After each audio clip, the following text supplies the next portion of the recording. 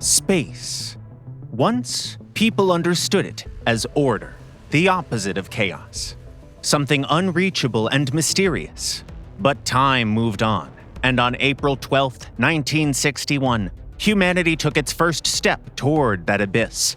Yuri Gagarin opened a new era, an era that changed our species forever. Since then, that day has become an important day for space exploration, a symbol of courage and breakthrough. And today, we keep pushing forward. Welcome to the event, Launch Point. To get a little closer to space, we suggest gearing up right away. Throw on the Apollo camo, raise the Cosmic Dawn flag, and decorate your profile with a themed avatar. And don't forget the tinfoil hat. In the 21st century, you don't go anywhere without one. Show up in-game like that, and your teammates will instantly know you're deep in the topic, like a true Astro Gladiator or Spaceport Commander. By the way, the Tandem Wars mode is perfect for playing with a friend. Pick your favorite ship and sail away. Ever read Korean manhwa? You know, those where the main character, blessed with limitless power, becomes the lord of the orbit? If a hero like that existed in our game, they'd absolutely want the FD-8000 destroyer. Gorgeous, fast, and mean. With this beauty, you can land stealth hits by slipping around flanks. It has everything you need for that. A combo of 2 missile batteries and the FD railgun is perfect for long-range attacks. Fun fact, our designer is obsessed with birds and wanted to strap birdhouses all over the ship, but we asked them to limit it to a couple of MFU ASW grenade launcher mounts. Inside lie remarkable little birds that adore hunting underwater serpents. Okay, well, wrong show. Moving on. The ship also comes with 2 unique KSAM MLRS grenade launchers. Don't confuse them with the AA system that shares the name. Air threats are handled by the LSAM FD system. Yes, it's the ship's only anti-air system, but don't underestimate it. 8 missiles across 2 VLS launchers have a pretty wide splash radius, so they can reliably intercept a big chunk of any incoming salvo.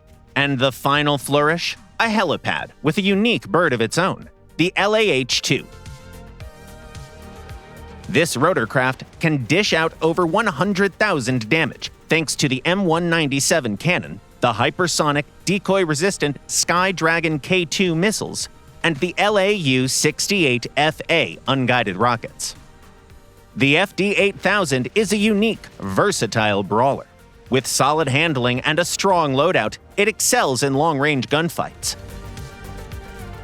And if you slap on fast missiles like the Fatah-2 from the classified cargo, this destroyer can show teeth up close, too. Speaking of classified cargo, this time you can pull the FQF-2500. It looks a little weird, but don't judge by the wrapping. This thing is an absolute demon in the grenade launcher world. Its burst damage is fairly modest by today's standards, but its sustained damage is excellent. A perfect companion piece is the Mark 71 cannon from the same activity. And you can mount it on the Frem Evo, a gorgeous frigate with equally gorgeous stats. It doesn't need an introduction. Just make sure you read all the nice things in the chat from the people who end up in spectator mode thanks to this beauty. The delivery drone activity also brings a stack of great rewards. You might pull the extremely effective K731 White Shark torpedo. Why so confident? Well, count with us. First, it's decoy-proof, and yes, submains already flinched. Second, it hits for around 40,000 damage, which is solid. Third, the K731 can be launched in semi-auto mode, letting you spend ammo in a more rational way. Oh, and you can launch up to 3 torpedoes at once. Not bad, right? We can already picture Mogami or CSTP players sending out swarms of these beauties. Without a certified navigator, your odds of ending up in torpedo soup are very real. Meanwhile, on the Yak-141 strike aircraft, no torpedo will ever touch you. Or will it? Relax, that's a joke. There are no anti-air torpedoes in our plans. Not yet, anyways. By the way, if you mount the K-731 torpedoes on a submarine, take a look at Hesong-3 missiles with underwater launch too. Makes for a nasty little duo. But all of that is small stuff compared to the next reward. One of the biggest highlights of the event is the long-awaited Midway. This is the first U.S. heavy aircraft carrier, and the lead ship of her class. A true guardian of the waters. You'll be able to launch 2 strike squadrons at once. Between us, the original plan was to give the carrier some biplanes, like on the old Yamato, but that might have shattered the balance of the universe. So we went with simple F-35s instead, which do a decent job pushing through the gravity limit.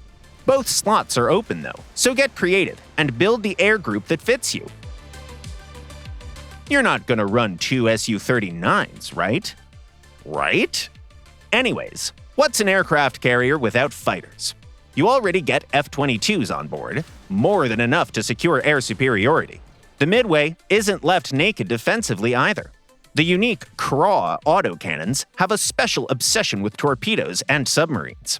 Air threats are handled by 3 RIM-160DM systems, each capable of launching up to 4 missiles per salvo. That's enough to intercept the first wave of ballistic missiles pretty effectively. And that's fine, because you can just dodge the second wave. A 60,000-ton carrier actually accelerates with surprising confidence. Commanders, do you want to make a little art coin on the side?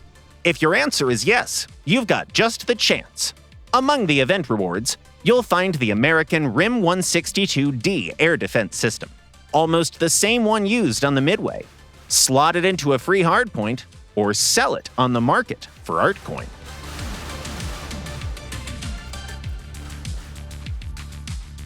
Be as cool as Ryan Cross, Trevor Brooks, and Selena Voss. They're seasoned sailors. Just keep in mind that not all of them have especially noble ideas about the future.